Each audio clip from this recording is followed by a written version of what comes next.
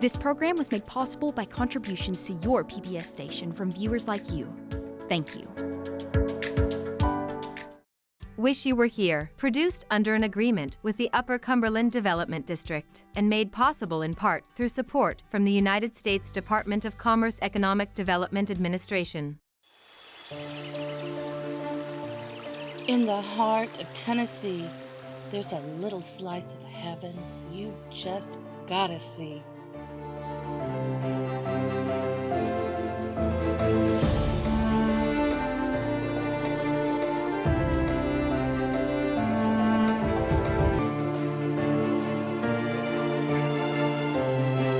Oh man, wish you were here. Hi, I'm Caitlin Steakley. Welcome to Wish You Were Here, Adventures in Tennessee's Upper Cumberland. Ready to explore? Me too. But first, let's grab a cup of coffee at Rockabilly Coffee right here in downtown Carthage.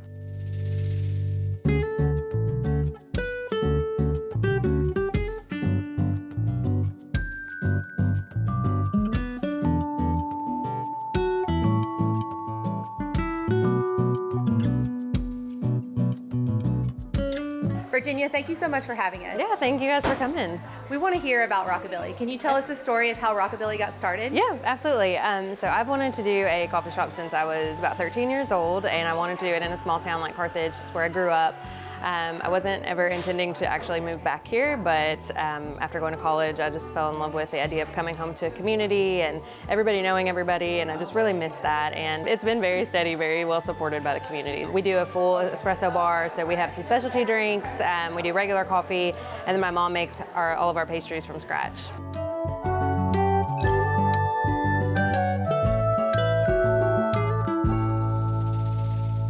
Let's see what adventures our Wish You Were Here correspondent Shan Stout had when she visited the Sergeant Alvin C. York State Historical Park during their annual memorial shoot. Nestled in the Cumberland Mountains in the valley of the Three Forks of the Wolf River, you'll find Sergeant Alvin C. York State Historic Park at Pall Mall, Tennessee. This was the home of Sergeant York, one of the most decorated soldiers of World War I. He was so celebrated that Warner Brothers made a film about his exploits, with Gary Cooper playing York.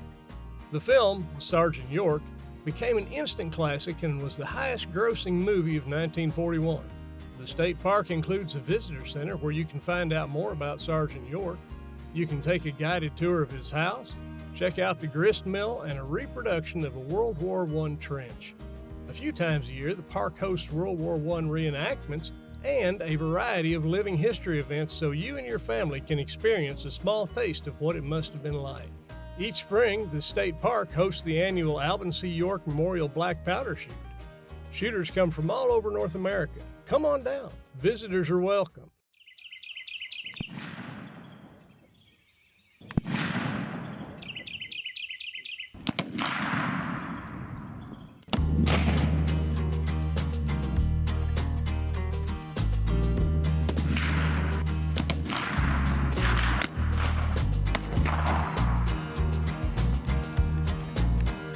Everyone, I'm Shan Stout, and we are here at the Sergeant Alvin C. York Memorial Black Powder Shoot in Pall Mall, Tennessee. And it is my privilege to be here with Gerald York, grandson of Sergeant York. Now, this is a 30-year event. Can you tell us how that got started? My uncle, Andrew Jackson York, was park ranger here at the state park. A couple called the Swensons came down and they wanted to do a memorial shoot in honor of my grandfather. And they wanted to reproduce what happened early on when my grandfather was young and black powder shooting. And we have people here that have been here for the last 27 shoots. I'm here with the match director, Robin Warner, and this is not only a 30-year event, Robin, but you call it... Oh, this is the Masters Golf Tournament, the Super Bowl. Even though this happens very early in our shooting season, if you win this shoot, they talk about you all year. Sergeant York has always been somebody that I held in very high esteem. And in fact, he was in the 82nd Infantry, which became the 82nd Airborne. And when I got into the military, that's where I wound up.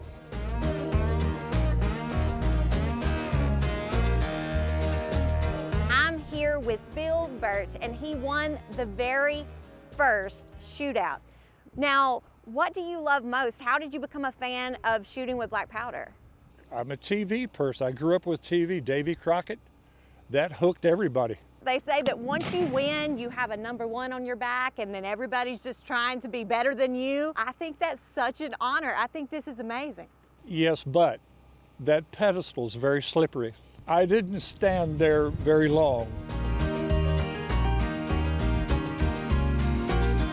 Now, you're gonna help me today. I wanna see the whole experience. So for people that maybe don't understand the sport of using black powder in these authentic guns, can you show me? Basically, you're consistent. You have to do the things the consistent way. Powder patch ball. You go powder. Or it won't shoot at all.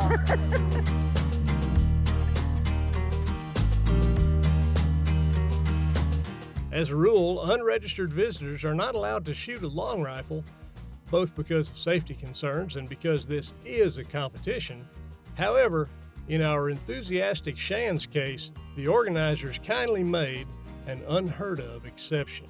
Get comfortable. Here, all right. Get comfortable, and then you're gonna touch that one. Okay, And then you're gonna just pull it. all right. You ready? How close can my face be to the gun? Up. Yeah. Wow. Wow. I just did that. How'd it feel? It felt so powerful. I feel masculine. It's so great. So great. Okay, I'm a fan. I'm coming back.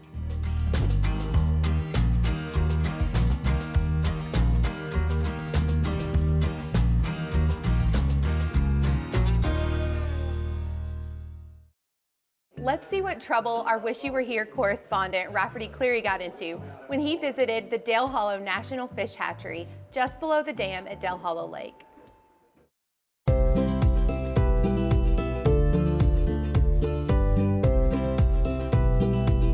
The rivers and lakes in Tennessee's Upper Cumberland abound with fishing opportunities. Here you can fish for bass, catfish, crappie, bluegill, muskie, sauger, and trout to your heart's content. The rainbow, brown, lake, and brook trout are stocked regularly from a facility operated by the U.S. Fish and Wildlife Service at the base of the Dale Hollow Dam. You can visit for yourself.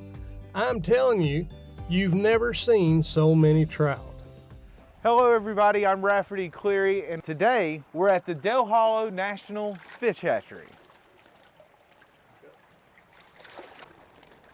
And I'm trying to catch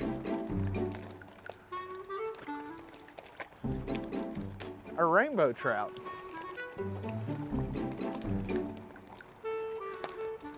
And it's not easy. This is a rainbow trout, stocking size. Oh.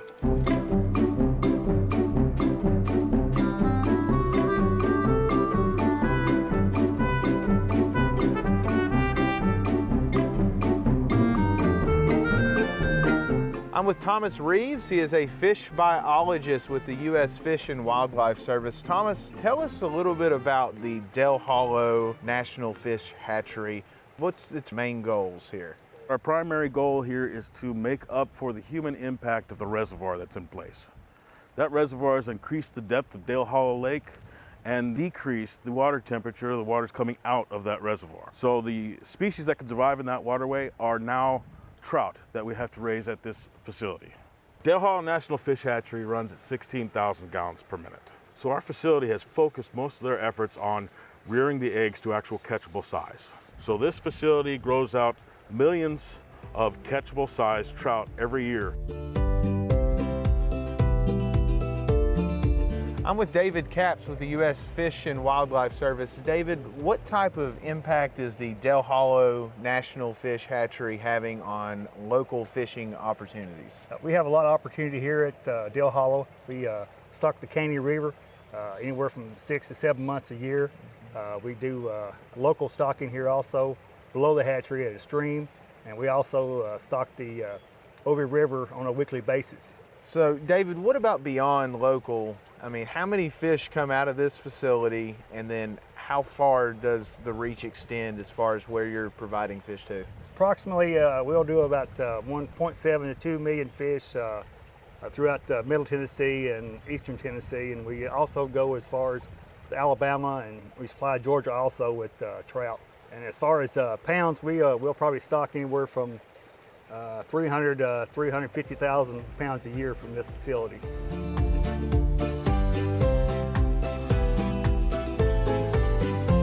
So give us some secrets here. Where are the fishing holes, the honey holes here in the area?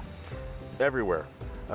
We put out our fish according with the state's program. So anywhere that the Tennessee Wildlife Resource Agency tells us to stock is where we stock our fish. Great opportunity for kids to learn how to fish.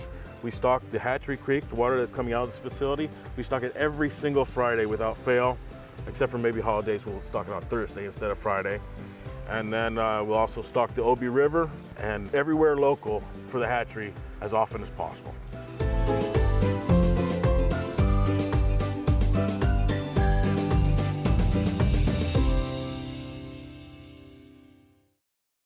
Do you like museums? Shan Stout recently had the chance to visit the Black History Museum in McMinnville, Tennessee. Let's see what she found out.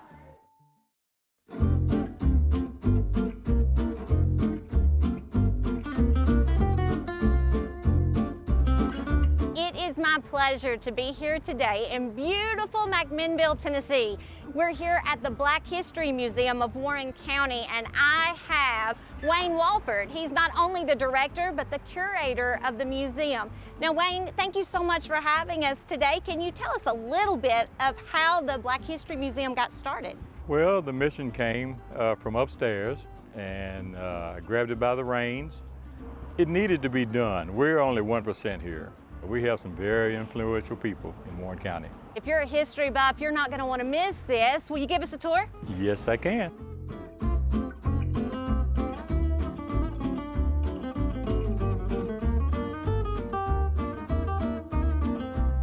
Now, inside the museum, you're going to see many, many rooms and displays. This is just one of several rooms. Now, tell us, Wayne, what's going on in this room? It feels a little patriotic to me. Well, it is patriotic because we have military in here and we have American Legion. We have the Tuskegee Airmen, okay, which we're called Red Tails for a nickname. We also have another photo of the Buffalo Soldiers. One individual came in and brought a World War II stretcher, and if he could tell stories, well, I'm sure that's probably another movie or whatever. Now, the photos over here on the wall, every one of these are from Warren County? Yes, this is a pure representation of Warren County heroes? Yes. I actually got the photos of these individuals that have served this country well. Now, tell us a little bit about what's going on in this room. It looks like there's some principals and some teachers that are being honored, maybe a school? Yes, some of these schools were done much earlier in the 1800s. We have no idea who these people are or the name of the school, because a lot of the schools were called colored school, and that's it. So you had no idea who they were. And one of the main things I wanted to put out was a guy by the name of Julius Rosenwald, and he was the president of Sears and Roebuck back in the day. He helped produce 5,000 schools for black children. And he was also good buddies with Booker T. Washington. I have a graduation picture here of around 1942. They were principal people as far as the United States is concerned. One was one of the most prestigious black men during the 60s, during John F. Kennedy's time. And the other one, he was first black judge in Indiana. And we have a photo here with them standing side by side in the same graduating class. I thought that was really neat. Now, we've worked our way to the back of the museum, and you promised this room is full of surprises. Yes, it is. I have one here, which is my cousin. He was the first black judge in Indiana. And the other one is Carl T. Rowan, which was the ambassador of Finland. He was the Department of Intelligence for John F. Kennedy and Johnson. He wrote 8 books. He was syndicated in 180 newspapers. That's amazing. And many people don't know that he was one of the first 15 black naval officers. But he had the highest position for as a black citizen in USA during that particular time. When Mark Gwynn was in McMinnville as a policeman, I used to cut his hair. Of course, quite naturally, you can tell right now You it's cut kind it of right off. But he was the TBI officer for Tennessee for 14 years. And you know, and coming from McMinnville, that's great.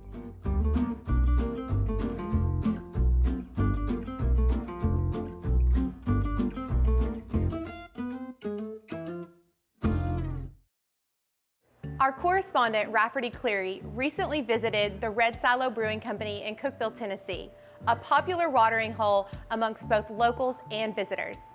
Rafferty? Thanks, Caitlin. I'm here at Red Silo Brewing Company, the heart of Cookeville's historic West Side. Let's go on inside and check out some of the refreshments and see what they have to offer.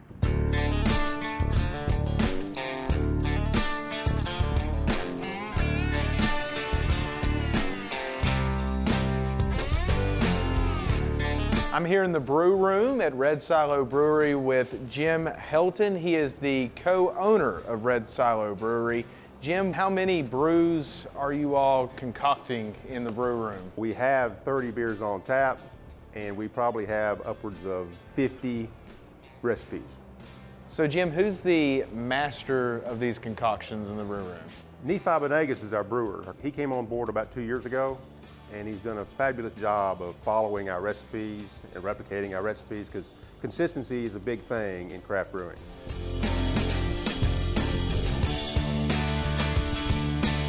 Alexis Johnson is with us. She is a beer slinger. Right. Is that right? Yes. Did I get that right? Yes.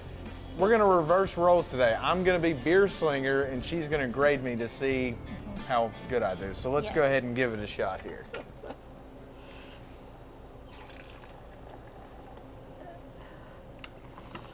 All right. Is that right? This is terrible. Give me, I mean. No, that is all foam in there. All right, teach me.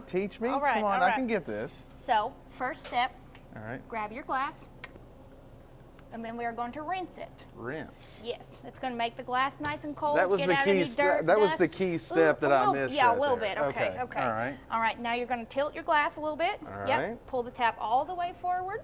I didn't pour it all the way forward the and last now time. straighten it up. All right, now. There we go. All right. This is the art of pouring a perfect glass. Much better. Much better. I got some beer in that sip. They'll Good. hire me, won't they? Would they hire me? You got to fill out an application. It's a lengthy process. I don't know.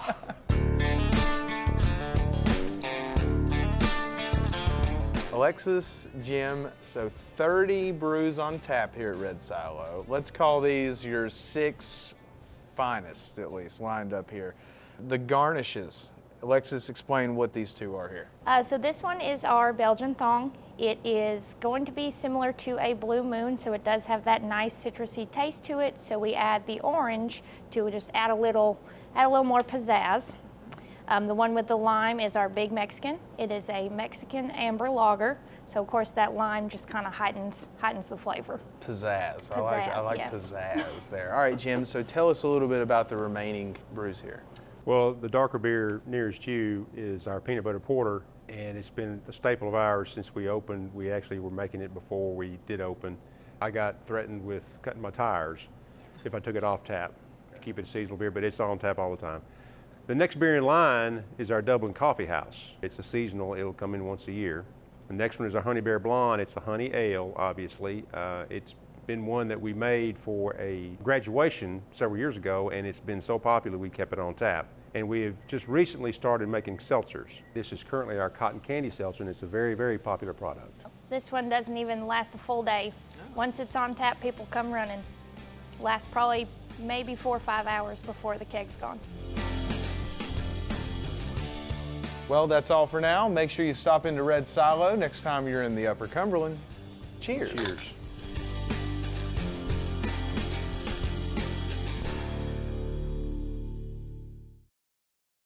The Appalachian Center for Craft is a nationally recognized school for artists. and is a jewel of the Upper Cumberland. Our correspondent Matt Beal visited their campus during their free Celebration of Craft event held every spring.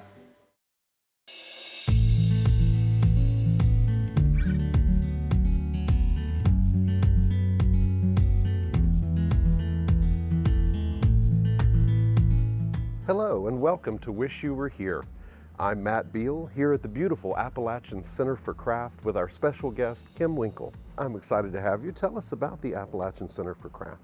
Well, the Appalachian Center for Craft is an 87,000 square foot facility dedicated to craft and craft education. We're placed on 500 acres of beautiful Army Corps engineer land where we have hiking trails that go down to the lake in addition to our wonderful craft programs. Our craft programs include a Bachelor of Fine Arts degree program. We have community education programs so the general public can come and take a week-long or weekend workshop to really immerse themselves in our wonderful craft studios. In addition, we have a wonderful retail gallery where we show works and sell works of regional artists and artists who are affiliated with the Craft Center in some form or fashion.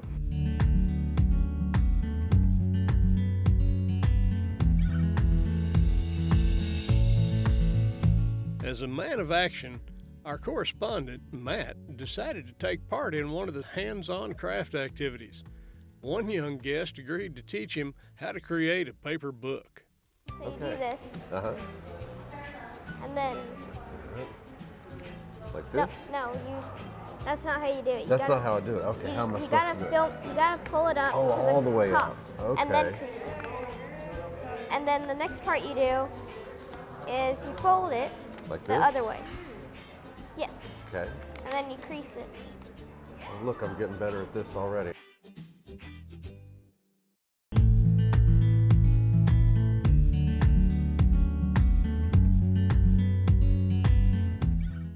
We are outside the glass blowing studio and I am joined by instructor of glass, Damon McNaugh.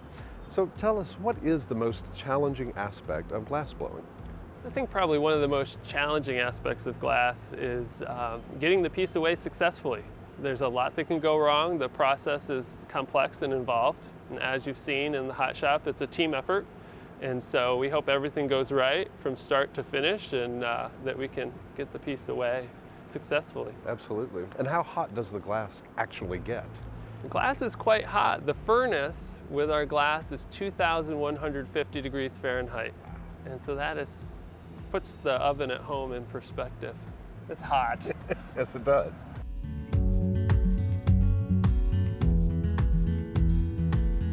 Let's check in to see how Matt's craft project is coming. And then what you're gonna do is you're gonna take half of your hand like this. Uh-oh. You'll have to show me how. Right here? So keep this part up. Okay, keep this part up. Yes. Yeah, like that. Like that. Yeah, okay. and then you lay it down. Get there.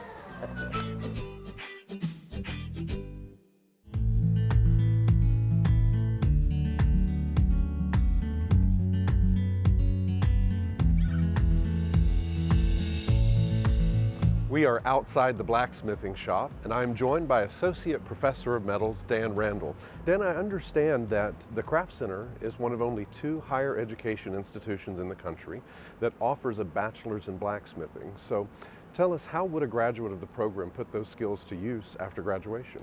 There's really a broad range of areas that you could go into. I'm sure people are really familiar with Forged in Fire, which has created a great interest in bladesmithing, and so bladesmithing is a profession unto itself. I've had students who are interested in farrier work, which would be an adjacent trade but utilizing the same fundamental principles that we use. Most go into architectural and sculptural work. And so if you think about it as jewelry for houses, there's a really large market sector there where there is a lot of opportunity for students to earn an income.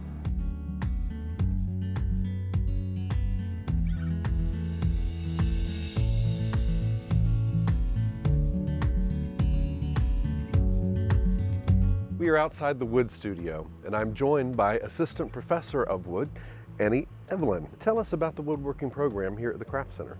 Well, it's amazing. It's one of the largest, best equipped studios that I've had the personal pleasure of working in, and the students have so much personal space.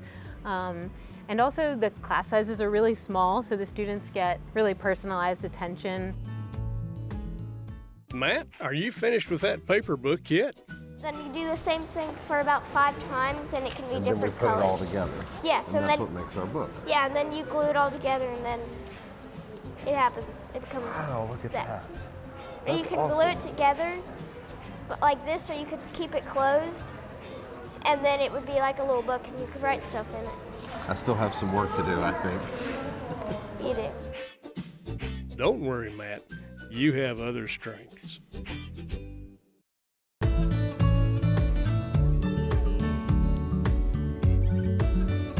That's our visit to the Appalachian Center for Craft right here in the Upper Cumberland. Thanks for joining us. Wish you were here.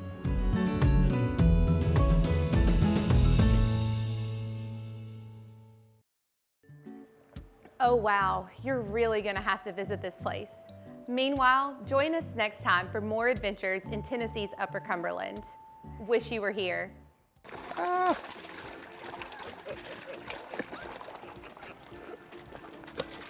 Here we go. Do I have to clap again? When she visited the Sergeant Alvin Wish you were here. Did you get it right? I don't know, did I?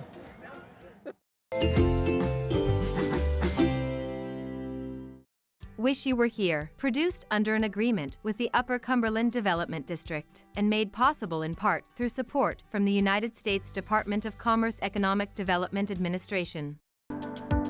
This program was made possible by contributions to your PBS station from viewers like you. Thank you.